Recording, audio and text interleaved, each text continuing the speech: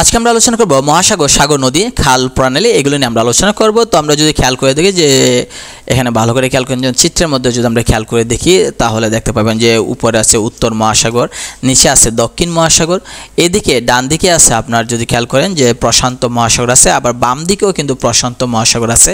কারণ আমরা জানি পৃথিবী হচ্ছে গোল, তাই খেয়াল করলে যে দুই দিক থেকে প্রশান্ত মহাসাগর আছে। তো মাঝখানে যেটা সেটা হচ্ছে আটলান্টিক মহাসাগর, আর আপনি যদি এদিকে খেয়াল করেন সেটা হচ্ছে ভারত মহাসাগর অবস্থান করতেছে। তো একটা জিনিস খেয়াল করলে আপনারা দেখতে পারবেন যে পৃথিবীর মানচিত্রের দুই দিকে বাম এবং ডানে দুই দিকে কিন্তু প্রশান্ত মহাসাগর অবস্থান করতেছে। আর মাঝখানে যেটা অর্থাৎ আমেরিকা মহাদেশ যেটা আছে, যেটা হচ্ছে উত্তর আমেরিকা বলেন বা দক্ষিণ আমেরিকা বলেন, এই মহাদেশ থেকে ইউরোপকে পৃথক করেছে আপনার আটলান্টিক মহাসাগর পৃথক করেছে। অর্থাৎ উত্তর আমেরিকা এবং দক্ষিণ আমেরিকা মহাদেশকে পৃথক করেছে আফ্রিকা থেকে, এবং এই আপনার ইউরোপ থেকে দুইটা দেশ থেকে আপনাকে পৃথক করেছে। অর্থাৎ এই বলা হয় যে আটলান্টিক মহাসাগর দুইটা দেশ থেকে, মানে দুইটা এই মহাসাগর থেকে পৃথক করেছে। আর যদি ভারত খেয়াল করে দেখেন তাহলে ভারত আপনি দেখেন ভারতের নিচে যে দেশ মানে যে সাগর আছে সেই সাগরটাকে বলা হয় ভারত মহাসাগর বলা হয়।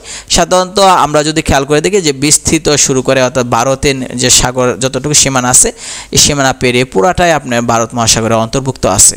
তো এই হলো মানে মানচিত্র থেকে যদি আমরা খেয়াল করি যে কোন দিকে কোন মহাসাগর অবস্থান করতেছে সেটার অবস্থান আমরা এখান থেকে আমরা দেখতে পারবো।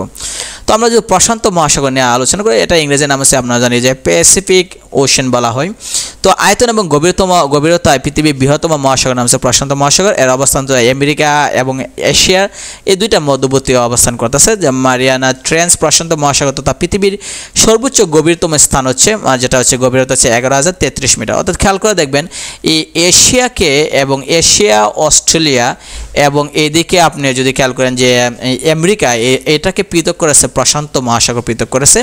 আর আফ্রিকা, ইউরোপকে আমেরিকা থেকে পৃথক করেছে আটলান্টিক মহাসাগর পৃথক করে রেখেছে। তো আমরা যদি খেয়াল করে দেখি যে মারিয়ানা ট্রেঞ্চ প্রশান্ত মহাসাগর পৃথিবীর গভীরতম স্থান বলা হয়, যেটা 11,033 মিটার। আর আমরা জানি যে গভীরতম স্থান যদি বলা হয় যে চ্যালেঞ্জার দ্বীপ বলা হয়। এ মহাদেশের আকৃতি অর্থাৎ এই মহাসাগরের আকৃতি সাধারণত ত্রিভুজের মতো হয়। প্রশান্ত মহাসাগর আমেরিকাকে এশিয়া এবং অস্ট্রেলিয়া থেকে পৃথক করেছে। গড় গভীরতা হচ্ছে 4,270। অর্থাৎ আমরা যদি খেয়াল করে দেখি এটাই বলতে চাচ্ছি যে যদি আমরা ম্যাপে খেয়াল করে দেখি যে আমেরিকাটাকে এশিয়া এবং অস্ট্রেলিয়া থেকে পৃথক করেছে, প্রশান্ত মহাসাগর পৃথক করেছে। এটা হচ্ছে এই মানচিত্র থেকে আমরা যদি খেয়াল করে দেখি। তো আটলান্টিক মহাসাগর যদি আমরা খেয়াল করে দেখি, আটলান্টিক মহাসাগর হচ্ছে আয়তনে পৃথিবীর দ্বিতীয় বৃহত্তম মহাসাগর হচ্ছে আটলান্টিক মহাসাগর। এটা আটলান্টিক সাধারণত আমরা যদি খেয়াল করে দিই চিত্রে যদি আমরা খেয়াল করি যে আটলান্টিকটা এই উত্তর আমেরিকা এবং দক্ষিণ আমেরিকা, অর্থাৎ আমেরিকা পুরা আমেরিকা মহাদেশটাকে আফ্রিকা এবং ইউরোপ থেকে পৃথক করা হয়েছে। তো আমরা যদি খেয়াল করে দেখি যে সেটা হচ্ছে যে এখানে দেওয়া আছে আটলান্টিক মহাসাগর আমেরিকাকে ইউরোপ এবং আফ্রিকা থেকে পৃথক করা হয়েছে। আটলান্টিকের গভীরতম স্থান নাম হচ্ছে পুয়ের্তো রিকো, যার গভীরতা আছে 8,605 মিটার দেওয়া আছে। ভারত মহাসাগর যদি আমরা খেয়াল করে দেখি সে বিশ্বের তৃতীয় বৃহত্তম মহাসাগর বলা ভারত মহাসাগর। এটি রত্নাকর বা দ্য মাইন অফ জেমস নামে পরিচিত। এর গভীরতা আছে 3,962 মিটার আছে।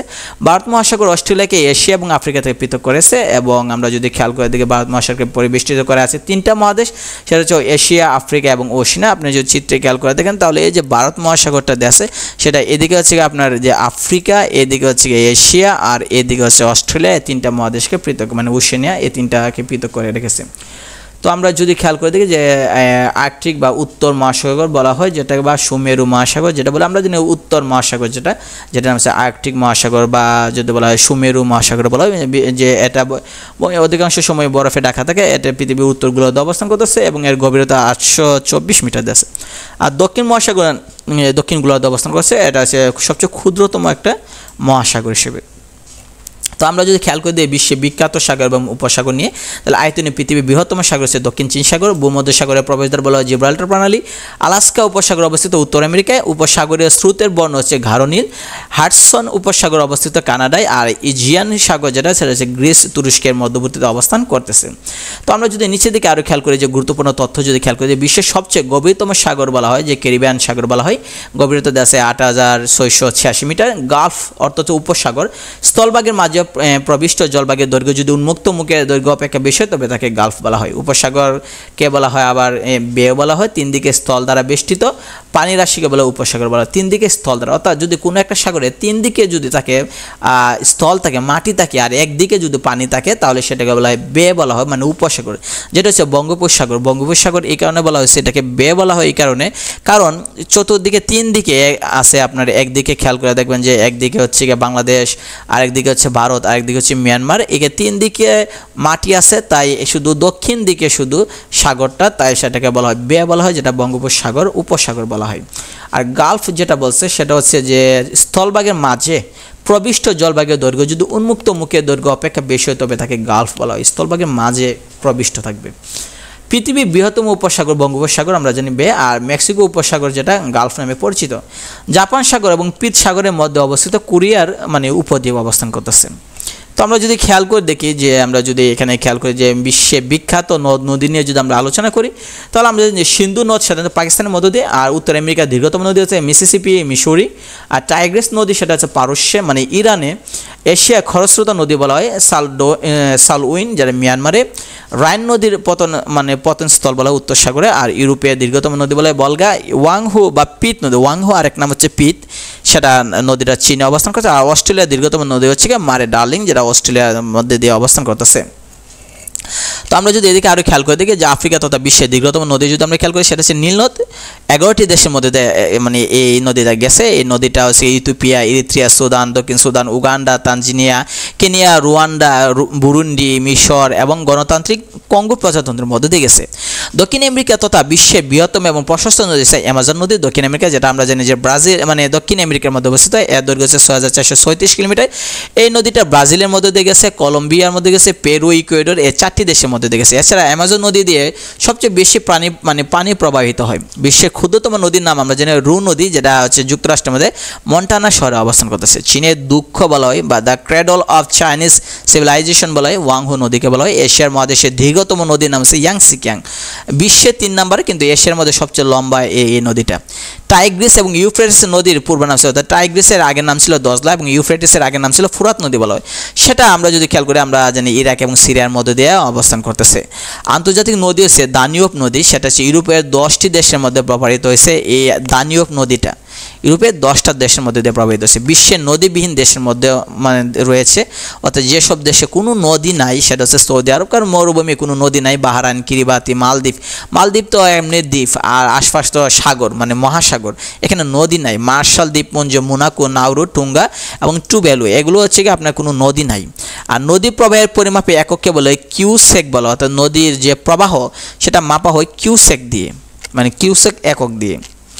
তো আমরা যদি খেয়াল করি যে পৃথিবীর বিভিন্ন নদী যদি আমরা দেখি তো আমরা জানি নীল নদ এটা আফ্রিকাতে প্রবাহিত হচ্ছে, দৈর্ঘ্য হচ্ছে 6695 কিলোমিটার। আর এর উৎপত্তিস্থল কোথায় থেকে এই নদী সৃষ্টি হয়েছে সেটা হচ্ছে ভিক্টোরিয়া হ্রদ, আর পতন কোথায় গিয়ে এটা শেষ হয়েছে সেটা হচ্ছে ভূমধ্য সাগরে।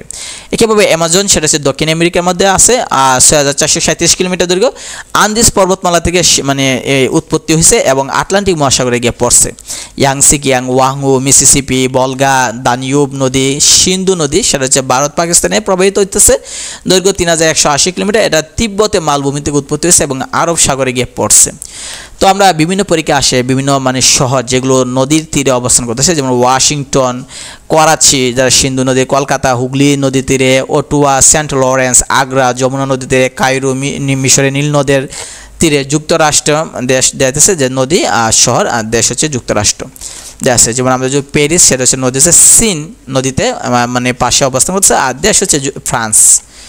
তো আমরা যদি এদিকে আরও খেয়াল করি যে আরও দেওয়া আছে যে দিল্লি সেটা হচ্ছে যমুনা নদীর মানে তীরে অবস্থান হতেছে দিল্লি শহরটা, আর দেশ হচ্ছে ভারত। একেবারে দেশে বসরা যেটা হচ্ছে শহর, বসরা শহর। নদী হচ্ছে বসরা যে নদীর তীরে অবস্থান, টাইগ্রিস এবং ইউফ্রেটিস এই দুইটা নদীর তীরে বসরা শহরটা অবস্থান, আর এটা দেশ হচ্ছে ইরাক। তো আমরা যদি এখানে চিত্র যদি আমরা খেয়াল করে দেখি তাহলে আমরা দেখতে পাবো যে ভূমধ্য সাগরের যে নদীগুলো যে কীভাবে গেছে, নীল নদ, ব্লু নীল, ইথিওপিয়া, কেনিয়ায়, উগান্ডা, ভিক্টোরিয়া হ্রদ থেকে উৎপন্ন হয়েছে সেগুলো এখানে দেওয়া আছে। তো কীভাবে এখানেও দেওয়া আছে যে মানে বলদাই পাহাড় দেওয়া আছে, বলগা নদী কীভাবে গেছে সেটা দেওয়া আছে। এখানে অ্যামাজন নদী দেওয়া আছে যে আন্দিজ পর্বতমালা থেকে অ্যামাজন নদী কীভাবে আটলান্টিক মহাসাগরে গিয়ে পড়েছে সেটা দেওয়া আছে। তো তো এশিয়ার দীর্ঘতম নদী ইয়াংসিকিং নদীর গতিপথও দেওয়া আছে এখানে, রাইন নদীও দেখাইছে এখানে, আর এখানে মিসিসিপি নদী যেটা মেক্সিকো উপসাগরে গিয়ে পড়ছে, সেটাও এই মিসিসিপি আছে, মেক্সিকো উপসাগর পতিতস্থল, এটা হচ্ছে গিয়ে আপনার মিসিসিপি নদী দেওয়া আছে। তো আমরা যদি খেয়াল করি যে বিশ্বের প্রধান প্রধান খাল যদি আমরা খেয়াল করি, তো সংক্ষিপ্ত আলোচনা আমরা যদি খেয়াল করি যে বিশ্বে বিভিন্ন যে খাল আছে, এর মধ্যে বিখ্যাত খাল হচ্ছে সুয়েজ খাল, যেটা আমরা জানি যে 1859 সালে ফরাসি ইঞ্জিনিয়ার বার্ডিনান্ড ডি লিসেপসের নেতৃত্বে এর খনন কাজ শুরু হয়। 1869 সালে এর খনন কাজ সমাপ্ত হয় আর উদ্বোধন করা হয় 1956 এবং উদ্বোধন করা হয়। আর 1956 সালে মিশরে সুয়েজ খাল জাতীয়করণ করছে, মানে সুয়েজ খালটা তাদের মানে জাতীয় সম্পদ হিসেবে নেওয়া হয়েছে। সুয়েজ খালকে কেন্দ্র করে ব্রিটেন, ফ্রান্স এবং ইসরায়েলের সাথে মিশরের যুদ্ধ সংঘটিত, কারণ যখন আপনার মিশর যখন সুয়েজ খালকে নিজেদের মানে দেশীয় খাল হিসেবে বিবেচনা করছে, অর্থাৎ সরকার নিজের খাল হিসেবে বিবেচনা করছে যে আমাদের মানে রাষ্ট্রীয় সম্পদ, তখন তো অন্যান্য দেশ যদি এই খাল দিয়ে যায় তখন তো তাদের মানে মিশরকে ট্যাক্স দিতে হবে, এই খালে দিয়ে যত প্রকার আপনার জাহাজ যাবে ট্যাক্স দিতে হবে। এই কারণে তখন একে কেন্দ্র করে ব্রিটেন, ফ্রান্স এবং ইসরায়েল তারা বিরোধ করছে যে আমরা কেন মিশরকে ট্যাক্স দেবো এই সুয়েজ খাল দিয়ে গেলে। তো ইতিহাসে এটি ত্রিপক্ষীয় যুদ্ধ বা সুয়েজ সংকট নামে পরিচিত। এই খালকে হাইওয়ে টু ইন্ডিয়া বলা হয়, কারণ এই খাল দিয়ে সহজে ইন্ডিয়াতে আসা যায়, মানে আফ্রিকা থেকে। তো আমরা যদি খেয়াল করি যে পানামা খাল একটা আছে, যে বিশ্বের সবচেয়ে গভীরতম মানে খাল হচ্ছে গিয়ে পানামা খাল।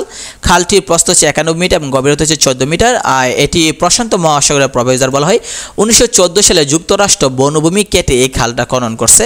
1999 সালে 31শে ডিসেম্বরে যুক্তরাষ্ট্র তখন পানামা দেশটাকে এই পানামা খালটা দিয়ে দিছে, যে এটা তোমাদের রাষ্ট্রীয় সম্পদ, তোমরা নিয়ে যাও এবং তোমরা এই খাল দিয়ে যত প্রকার জাহাজ যাবে তত জাহাজ থেকে মানে ট্যাক্স কালেকশন করবা।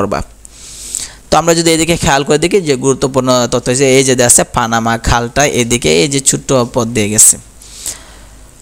এই খাল দেওয়ার অর্থ হচ্ছে আপনি যদি খেয়াল করেন যে এইখানে যদি কোনো একটা জাহাজ যদি মানে আসতে চায় আফ্রিকায় বা ইউরোপে আসতে চায়, তাহলে তাকে এইভাবে নিচ থেকে গিয়ে তারপর এইদিকে যেতে হবে, মানে আফ্রিকাতে বা ইউরোপে ঢুকতে হবে। তাই শর্টকাট করার জন্য তারা এই দিকটি দিয়ে, এখানে ক্ষুদ্র পথ আছে, এখান থেকে খাল দিয়ে এদিকে বের হয়ে চলে যাবে, আর নিচে দক্ষিণ আমেরিকা পার হয়ে তাদেরকে যেতে হবে না। অর্থাৎ এই মানে এখানে মাটি কম, মানে চিকন রাস্তা, মনে করেন যে 1-2 কিলোমিটারের রাস্তা আছে, তো এখান থেকে খালটা খনন করার করছে যাতে সহজে যেতে পারে। আর এত মাঝখান দিয়ে তো খনন করলে তো মাটি খুঁড়ে তো আর বের করা সম্ভব নয় খাল। তো আমরা যদি খেয়াল করি বিশ্বের প্রাচীনতম, দীর্ঘতম এবং বৃহত্তম কৃত্রিম খাল যদি আমরা খেয়াল করি দেয়, তো 7ম শতাব্দীতে তৈরি চীনের বেইজিংয়ে অবস্থিত গ্র্যান্ড খাল, অপর নাম হচ্ছে বেইজিং হাংজু গ্র্যান্ড খাল বলা হয়। কিয়েল খাল অবস্থিত জার্মানি এবং ডেনমার্কের সীমান্তে অবস্থান করছে। 1890 সালে জার্মানি এই খাল খনন করে। খালটি উত্তর সাগরের সাথে বাল্টিক সাগরকে যুক্ত করছে। তো এখানে কতগুলো দেওয়া আছে, যেমন গ্র্যান্ড খাল দেওয়া আছে অবস্থান চীনে, সুয়েজ খাল মিশরে, পানামা আছে যুক্তরাষ্ট্রে, কিয়েল খাল দেওয়া আছে জার্মানিতে দেওয়া আছে। তো আমরা যদি বিশ্বের প্রধান প্রধান সমুদ্র বন্দর যদি আমরা খেয়াল করি, তাহলে আমরা সমুদ্র বন্দর নিয়ে আমরা আলোচনা করব।